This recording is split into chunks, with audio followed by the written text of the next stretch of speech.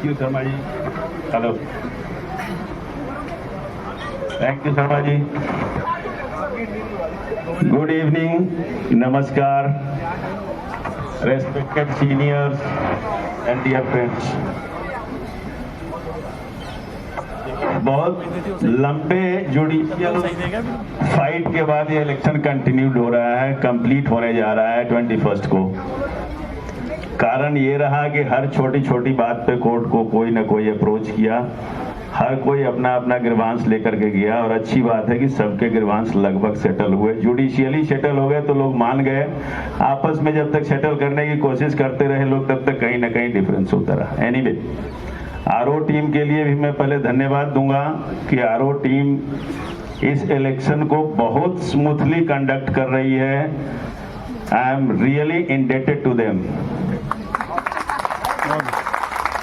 अब आते हैं मुद्दे पे।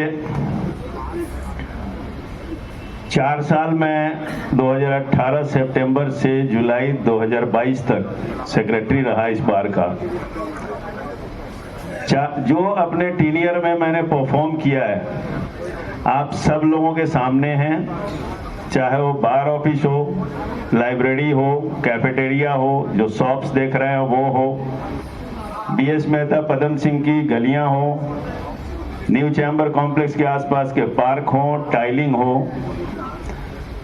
फर्दर कुछ चीजें थी दिमाग में, सोचा था नई एग्जीक्यूटिव को शायद वो चीज दिखेगी, पर हो सकता है उनकी व्यस्तता और कहीं रही होगी, वो चीजें उनके ध्यान पे नहीं आई। आने के बाद उन चीजों को प्रायोरिटी पे कंप्लीट करेंगे। जब मैंने चार्ज टेक ओवर किया था, उस समय से लेकर के जब चार्ज दिया उस समय तक बार की रेवेन्यू में इन दुकानों के कारण और नई कैफेटेरिया के कारण करीब 2.5 लाख रुपए के आसपास का मंथली रेवेन्यू इंक्रीज हुआ था।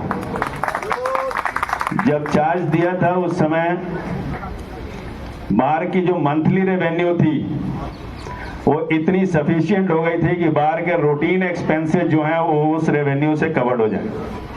ये बात मैं सिर्फ इसलिए बोल रहा हूं क्योंकि इसके पीछे एक दूसरा इशू है। 2016 में मेंबरशिप फीस 50 रुपए से बढ़ा के 100 रुपए तक की गई थी। ये अलग बात है कि उसका कहीं भी मुझे मिनट्स मेरे टीनियर में देखने को नहीं मिला। तो मेरे दिमाग में है कि जो 50 से 100 रुपए की गई थी उसमें से 2 पार्ट करके 50 रुपए को मेंबरशिप फीस रखी जाए और 50 रुपए को मेंबर्स वेलफेयर फंड में डाल करके मेंबर्स के लिए चाहे मेडिक्लेम कराऊं चाहे टर्म इंश्योरेंस कराऊं, कुछ न कुछ एक सिक्योरिटी देनी जरूरी है। क्योंकि इस पीरियड में मैंने कई यंग बर्डिंग लॉयर्स को अनफॉर्चुनेटली अनटाइमली गुजरते हुए देखा है, जिनके छोटे छोटे बच्चे, डिपेंडेंट हाउसवाइफ्स, जिनकी लाइफ सस्टेन करनी डिफिकल्ट हो रही है।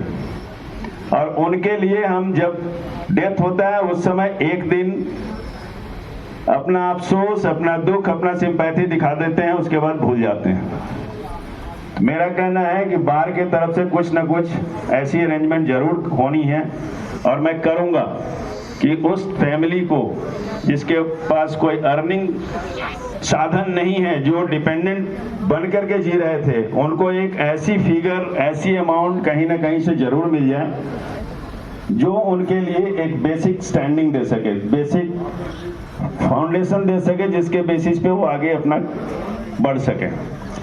तीसरी जो मोस्ट इंपॉर्टेंट चीज है वो है बार और बेंच का रिलेशन। मेरे टीनियर में जुडिशियरी कभी भी किसी भी एडवोकेट के साथ बदतमीजी नहीं कर सकती थी, और अगर करती थी, I used to be the first person to go and fight with the judiciary unless they agree to our terms, we never compromise. ना मुझे बेल की लालच है कि मैं उनके लिए जी हुजूरी करने जाऊं, ना मुझे स्टे की लालच है कि उनके टर्म पे उनके सामने नतमस्तक हूं। कई ऐसे मुद्दे आए जिसमें मैं डट के सामने पब्लिकली और प्राइवेटली, चाहे उनके चैम्बर में हो चाहे पब्लिक प्लेस में हो, खुल के बोला हूं कि मुझे मेंबर्स ने यहां भेजा है और मेरे लिए मेंबर्स के इंटरेस्ट सरफर्स्ट है। मेंबर्स के इंटरेस्ट के लिए कोई कॉम्प्रोमाइज नहीं की जाएगी। जो कुछ भी होगा मेंबर्स के इंटरेस्ट को ध्यान में रखते हुए होगा। तो दोस्तों,